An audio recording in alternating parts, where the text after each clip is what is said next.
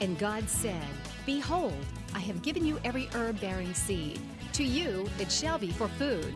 Genesis 1:29.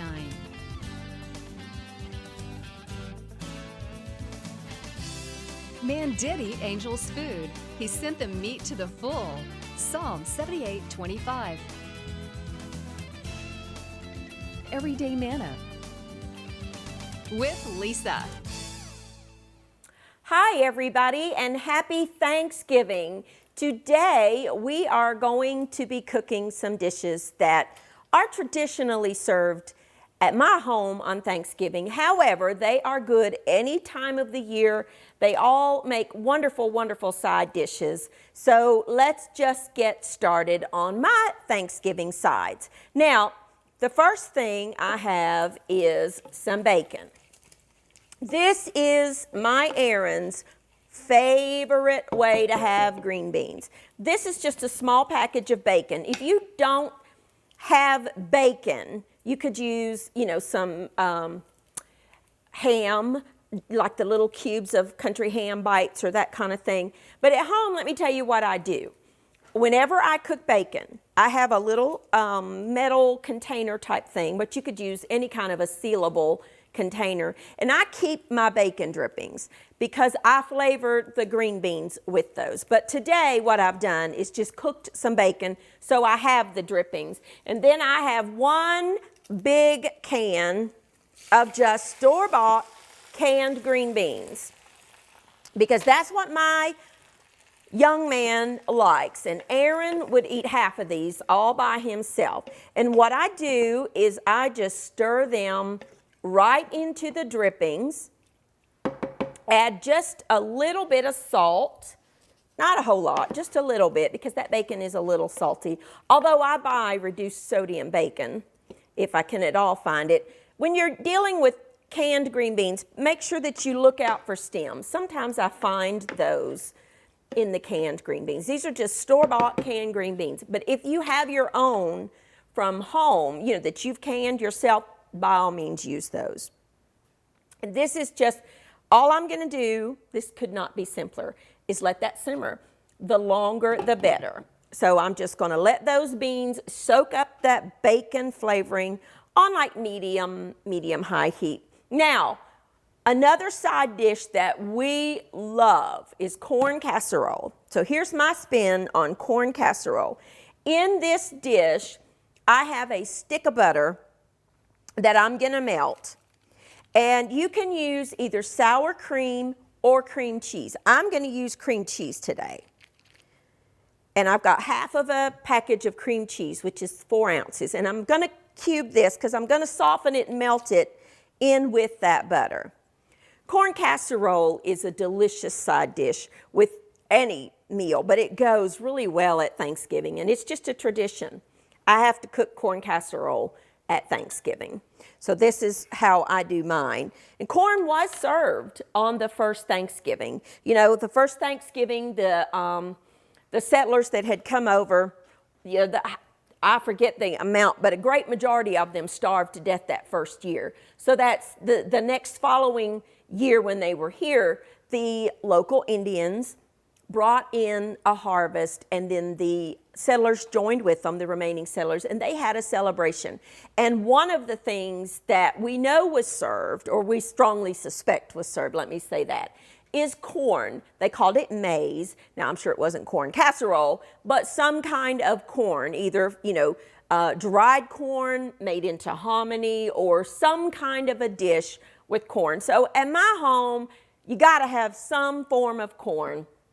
I'm just going to let that melt. Now, you will need a baking dish of some sort. This could not be simpler. I'm telling you, it just could not be simpler. I have 1 can of whole kernel corn. You could use frozen thawed corn if you wanted. And 1 can of cream style corn. You can double this if you want to. And I want to stir those together. Find a spoon here. Just to combine the 2 different corns. I'm going to add some salt and pepper because I buy the no sodium added vegetables when I can, like green beans and corn. Those are really about the only 2 canned vegetables, other than beets. I do like canned beets that I like, but I do use these quite a bit. That was some salt, some pepper, and some garlic powder. Then I'm going to add 1 package of cornbread mix, just the dry cornbread mix. I'm going to stir that in a little bit. Wait till my butter melts.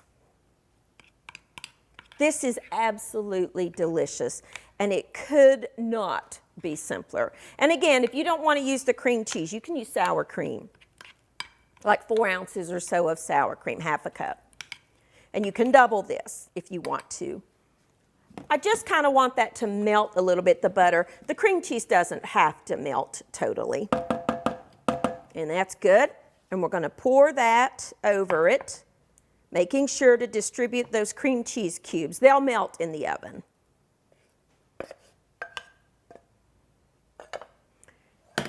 And we will stir that together, get that butter in there. See how the cream cheese is already starting to soften and blend into the mixture? It's so good. Oh, I am a messy cook. I know I say that every program, but it's the truth. I'm a messy cook. That's okay, it cleans up. That's just part of it for me. Now, you just want to stir that all together, make sure the butter gets incorporated and you don't have any dry cornbread mixture. Spread it out, 350 degrees or so. That will need to bake for about 45 minutes. So let's get this in the oven.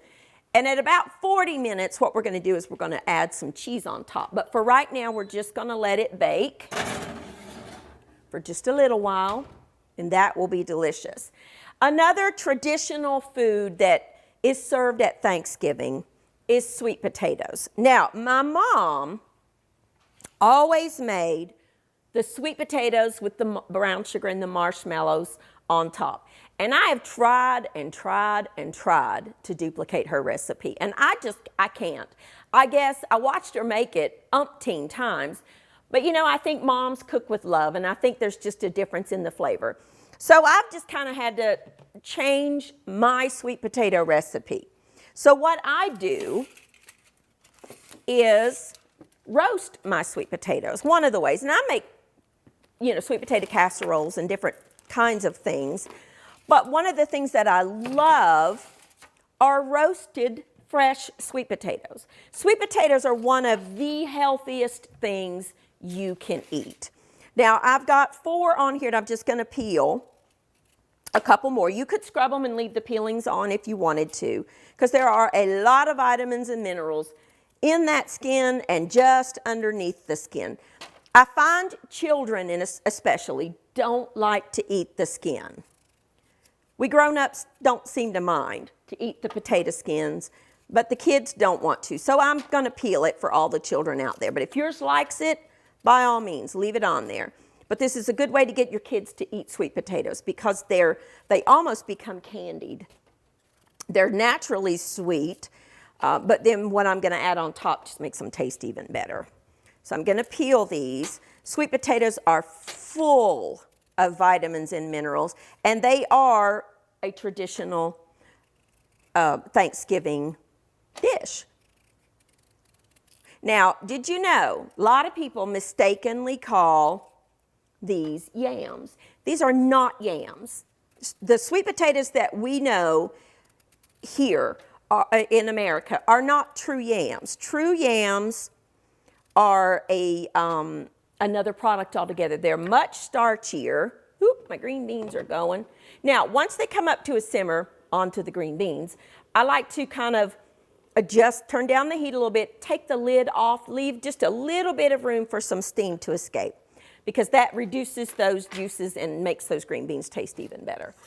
But back to the sweet potatoes. Yams are a much starchier vegetable altogether, and it's actually very rarely seen here in the American supermarket. Sometimes in a Latin supermarket or maybe a Cuban store, you might find yams, but they're really not found too often in the American supermarkets. So these are not yams. Sweet potatoes are not yams. A lot of people call them yams, but they're not. So as I cut these into wedges, I'm just going to get them on my lined baking sheet. Now you want to make sure that your baking sheet is lined because these are going to caramelize, and I personally don't enjoy scrubbing pots. If you do, you don't need to line your sheet. But if you don't, like I don't, then you're going to want to make sure that your baking sheet is lined.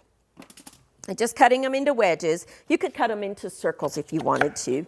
Be careful, work on a nice board, fingers out of the way, cut them in half, and then cut them in half again. Depending on the size, you might get, 2 or 3 cuts on one. Try to find a flatter surface. Cut them in half. Watch your fingers. This one's wide, so I'll do it in 3. I love sweet potatoes. There we go. Tell me, what are some of your dishes for Thanksgiving? This is one of those holidays. You don't mess with tradition. Now you can add in some new things slowly if you want to. At least in my house, you do not mess with tradition. If I try to do something different, one year, probably 3 or 4 years ago, I made a different kind of stuffing.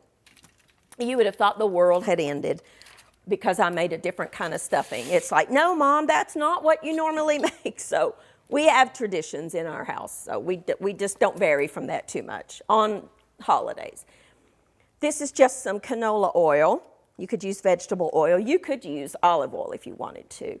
Just want to lightly coat those sweet potatoes. I like to keep my oil in a little squeezy tube. And then I'm just going to sprinkle them with a little bit of cinnamon. We're going to stir all this together. You could do this in a separate bowl, but why? When you can do it on a sheet and then you don't have to have another bowl to wash, because we have enough dishes to wash at Thanksgiving, don't we? So we just try to make it as easy as possible. Make sure they're coated with oil and flat on the baking sheet at this point. And each one has a little cinnamon. If you need to use 2 different trays, use 2 different trays. And then we're going to sprinkle them with a little bit of salt. I use kosher salt in cooking, period. The only time that I ever use the table salt that we're used to is with brining because it dissolves quicker. But for cooking purposes, I always use kosher salt. And then we're going to add just a little bit. Now, the reason I did not put this on there before was because if I did, it would all just go to the tray. So what I like to do is just take some light brown sugar and sprinkle over top once I have them coated. Give each one a little room between if you can. Make sure every potato has some brown sugar on it. And what this will do is caramelize in the oven and just be fabulous. So I'm just going to get these in the oven at the same time as and temperature as the corn casserole. And when I come back, I'm going to take a quick break, kind of clean up here. When I come back, we are going to make a delicious side salad to go along with your Thanksgiving feast. I'll be right back in just a minute.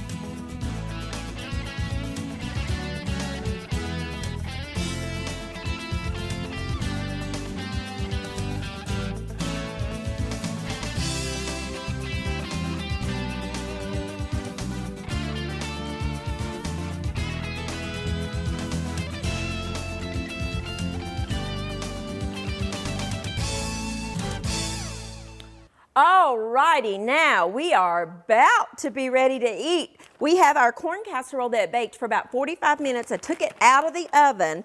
You will know it's ready to go when the center is no longer jiggly.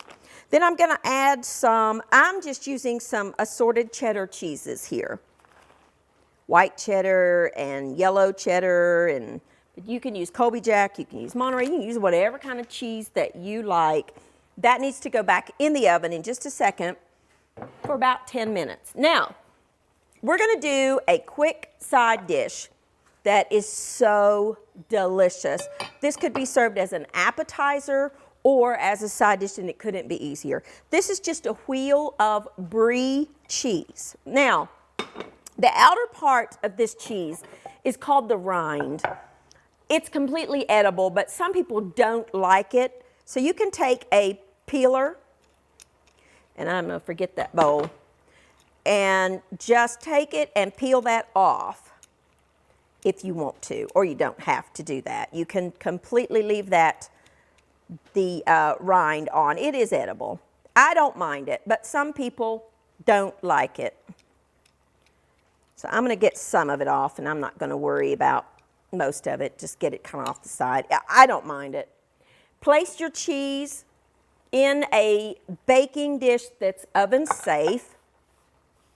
Let me get this out of the way. And then, I love Brie cheese topped with so many different things, but I like it topped with just store-bought pumpkin butter. You could use chutney, you could use apple butter, you could use fig jam, you could use whatever you want.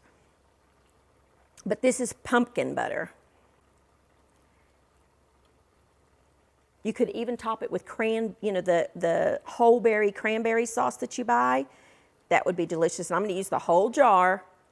You just want to warm this through. That's all we're doing, is just warming the Brie through. And of course, the pumpkin butter will melt on top of it. And that needs to bake about 15 minutes or so at the same time that your corn casserole is getting its cheese melted. Now, for our salad, I just purchased some greens. I like the spring greens, or you could use butter lettuce. You could use any kind of salad mix that you like. The key to this is the dressing and the little tangerines. You know, this time of year, you get those. Sometimes they're called cuties. Sometimes they're called Satsuma tangerines. Just some kind of a tangerine. You could even use the canned or the jarred tangerine, mandarin orange, wedges, whatever you have. But this time of year, Thanksgiving and Christmas, this stuff is in season. And it's just so good. And I love citrus. So I'm going to actually use some fresh segments on top of my salad. You need 5 or 6 of the little small tangerines. And separate them over top of the salad, and that way if any of the juice comes out, it's going in your salad. So we'll do another one. Put as much or as little as you like. Now in this bowl, I've just added a couple of other toppings that people can add as they want. Now I really like pomegranate seeds in this salad, but my store did not have any fresh pomegranates when I went grocery shopping the other day, and they did have the little seeds in the dairy department, or not in the dairy department, but in the produce department. However, that little container of seeds was $6.99, and that's too much money. So I found pomegranate flavored dried cranberries, which are delicious. So that's what that is, and that's just some slivered almonds. And that way your guests can top this however they want. Now I've got one more orange here that I'm going to put my segments on my salad, and we're going to make a fresh, bright dressing to go with our salad. I love salad. I eat it all the time, pretty much with every meal, because I really do like salad, and I like it in lots of different ways. Now, for the we've also got a red pepper here that you can add for some color and some crunch and vitamins and minerals. So I'm just gonna slice up some thin slices of red pepper. You could leave this out if you don't like red peppers. My green beans, I took the lid completely off of the green beans, and I've brought them up to a strong boil. They've been simmering for a while, but I want them to let those juices reduce. So I'm gonna add that to my salad. It just looks pretty too. Now, in this bowl, I have about half a cup of olive oil. I'm gonna add some fresh orange juice to that, some dried tarragon. If you have fresh tarragon, add some tarragon. Because we do have some potentially bitterish flavors going on here, I'm gonna add a little bit of sugar. And of course some salt and some fresh lemon juice with my little squeezer. Ooh, that's a good juicy lemon. You could also use the zest if you wanted to. That was a good lemon. We want to whisk that up. And that's it. Just a bright, delicious dressing for your salad. And our sweet potato wedges are done. Don't dress your salad till just before you're ready to serve it. You could add some fresh parsley to this too if you wanted to. The flat leaf parsley. There's our wonderful, easy, quick, homemade dressing to go on our salad. Just a bright flavor to your dinner. Now, our green beans are done, so let's get them served up. Look at those. My Aaron would be very happy to see this. He loves green beans. So one vegetable that child will really eat, and a lot of them, besides potatoes. He does like green beans. And I'm glad he likes green beans. And this is his favorite way to have green beans. It's so odd. If you've watched my show, you know I'm messy, but I love vegetables of all kinds. One time, it's been, I don't know, 4 or 5 years ago, I made green beans, but I used fresh green beans in the summer. You know how you go to the farmer's market or the grocery store, and they've got those delicious green beans that are fresh, and I cooked them just like I do this, but I used the fresh ones. He tasted them, and he was like, Mom, they're good, but they're not the same. What did you do different? And I said, well, they're fresh green beans, honey. He said, I prefer the other kind. So guess what Aaron gets from now on? And honestly, your canned vegetables and your frozen vegetables typically are processed immediately after picking, so they really don't lose a whole lot of their vitamin and mineral content, but there is a vitamin and mineral content. I'm running out of room here. Now there's our green beans and our wonderful salad, and look at these sweet potato wedges. They are caramelized and they are delicious. And then we've got some wonderful crackers that we're going to serve with our Brie. So now we just need to get the corn casserole and the Brie out of the oven. Okay, now here is our finished Thanksgiving side buffet. Now, you could cook these, obviously, any day of the year. We've got our wonderful green beans that we just cooked with some bacon and the drippings, our delicious corn casserole, our baked Brie with the pumpkin butter on it, served with just some crackers of any kind, or you could use some apple slices or pear slices or just crackers or whatever you want. Then we've got our wonderful roasted caramelized sweet potato wedges and our delicious easy salad with our citrusy tangerine type dressing and our tarragon in that. And then here I just have some extra little toppings that people can add to their salad if they want. This is the pomegranate sun-dried, or not sun-dried, but the pomegranate dried cranberry, the craisins that are pomegranate flavored, and just some sliced almonds, some slivered almonds. It's nice when you have a Thanksgiving buffet type meal or even a sit-down meal, to have things for a salad separate, because not everybody likes everything. So that's a great way to have, you know, a buffet set up. You could even put your little orange segment, your little tangerine segments, and your red pepper in another dish and keep that separate. But I just combined it for today's show. But here are just some easy things that you can serve with your Thanksgiving dinner.